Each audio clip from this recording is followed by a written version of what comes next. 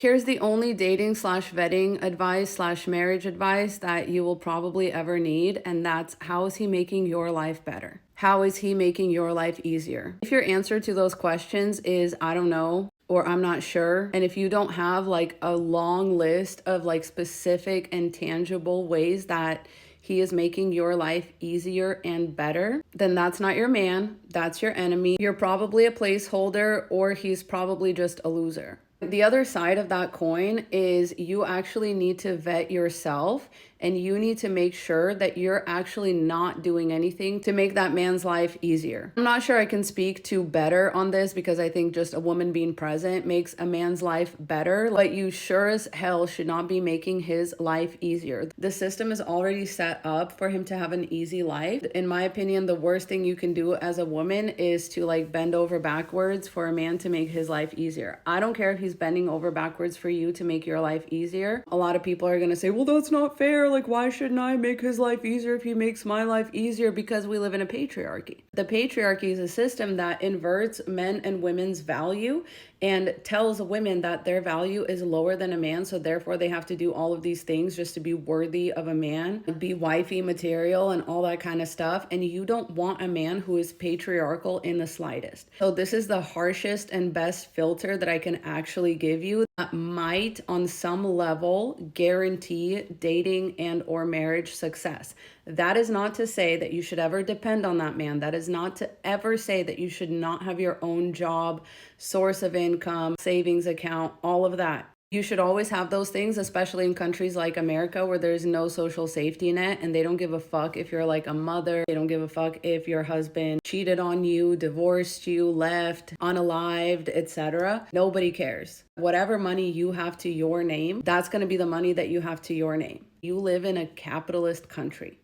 Capital, right? So you need to have your own capital. So that's not to say that you'll ever depend on a man to stick around forever or to like never unalive, knock on wood and some, act of God or whatever. Shit happens, okay? And you need to be prepared. But the only way to truly find a non-patriarchal man who understands that you're the prize and who understands the value of being with a woman, the value that that is going to bring to his life, even if you take your hands off the wheel and you don't actually do anything to make his life easier. Emphasis on easier. Once again, you're going to make his life better. That's not a question. You should not be making his life easier. Men already have it easier than you. Even just physically, they don't have to bleed every month. They don't have a luteal phase every month. Their hormones are the same every day. Their life is already easy because of that. You will make his life better though. That's not a question. If you were making his life worse, he wouldn't be with you. That is not true for women.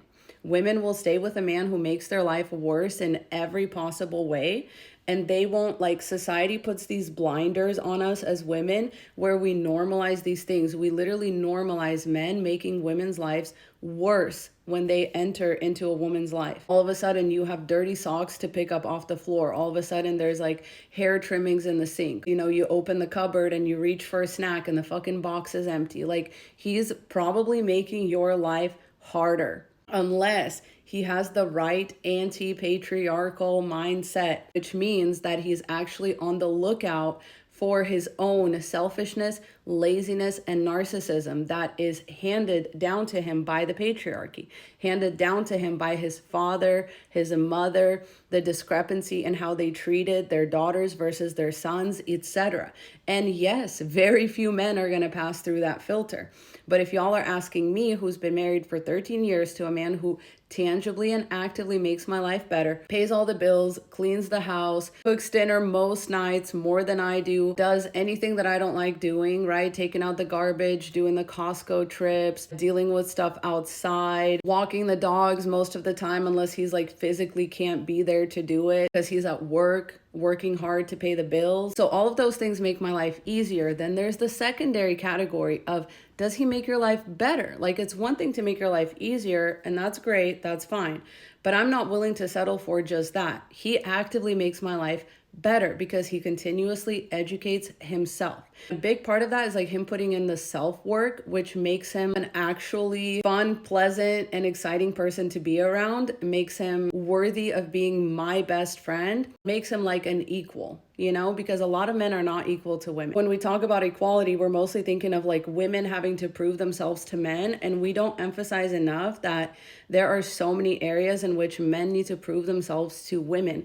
And once again, you need a man who's going to realize that. You need a man who's going to be like, I need to get on her level. I need to read the books. I need to listen to the podcasts, and not the alpha bro type of podcasts, but actually educational women-led podcasts. I need to be aware of the effects of the patriarchy. I need to be educated. I need to be someone she can yap with. I need to be someone that can keep up in an intellectually stimulating conversation. Then that when you have a man that does all of that, and on top of that, he also needs to work on himself, right? The same way as the average woman would, right? So like, what does he do for his own enrichment? Does he play an instrument?